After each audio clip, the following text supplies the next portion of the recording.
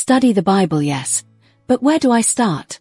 Well, here is an everyday person's guide on how to study the Bible. Here is your call to adventure. The Bible is not just a book, it's a map. A map to treasure hidden in plain sight. Imagine you're standing at the edge of an ancient path.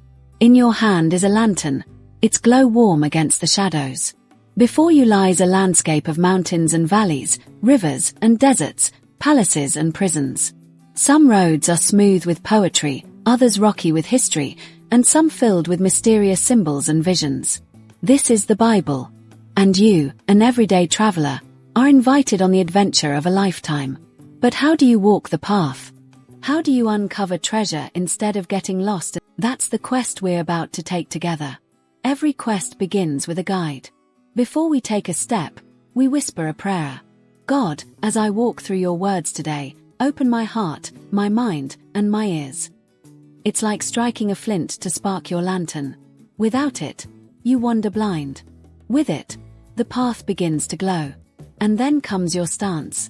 How will you approach the trail? With a shrug, oh, I've heard this story before?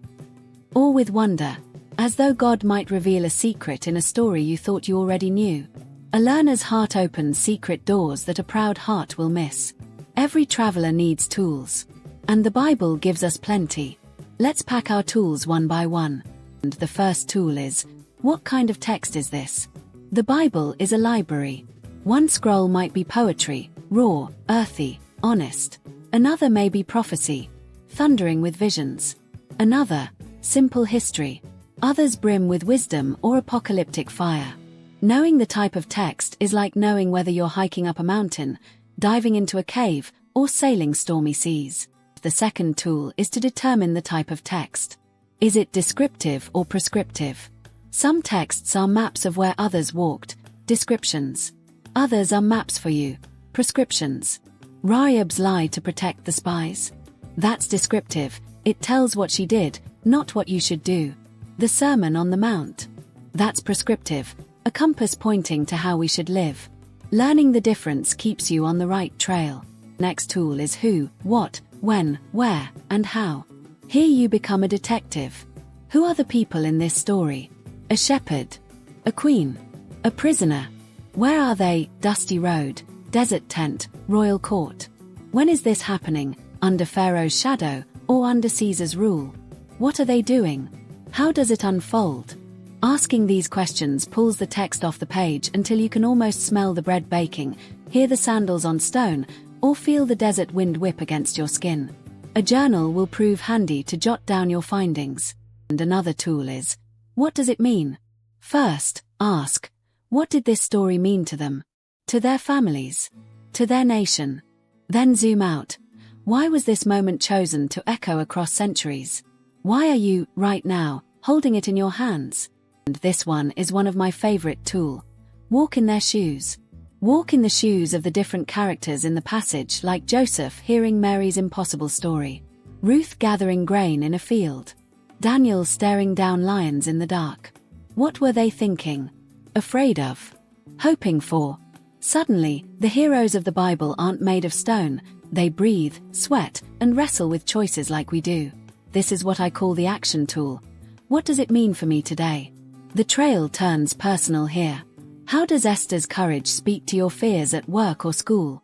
How does David's prayer in the caves echo in your own dark nights? Every treasure you uncover is meant to be lived, not just admired. What will I do with the treasure I discovered today? How does Ruth's loyalty inspire you to stand by a struggling friend? The treasure only shines when you bring it home. Share the treasure. The final tool may be the most surprising. Don't hoard the gold. Share it. Break it down for your children, your friends, your church, your community. Teach with bite-sized stories, with honesty, with joy. Even if questions come that you can't answer, the quest continues.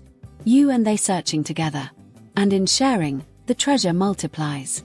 At the end of the journey, you turn and realize, the Bible wasn't just a book of rules or history. It was alive. Every page carried whispers of God's heart, waiting for you to listen. The poetry made you weep. The prophecy made you tremble. The wisdom shaped your choices. And the history, far from dusty records, whispered of a God who walks beside his people still. And you're not just a reader anymore. You're a traveler, a treasure finder, a torchbearer. And the more you study, the more you're transformed.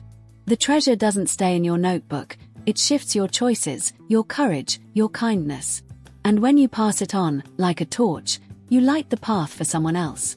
Every time you pray, study, and learn, the lantern grows brighter. And every time you share what you've discovered, you pass that flame to someone else. So, take your map. Light your lantern with prayer. Step into the valley, climb the mountain, walk the dusty roads with the people of Scripture. Because every page of the Bible holds treasure, and the adventure is yours to discover. Step onto the path. Ask the questions. Walk in their shoes. Find the treasure that has been waiting for you all along. Because the Bible isn't just a book you study. It's the greatest adventure of your life. And the treasure, it's yours to discover. Pray, study, learn, share. The journey begins now.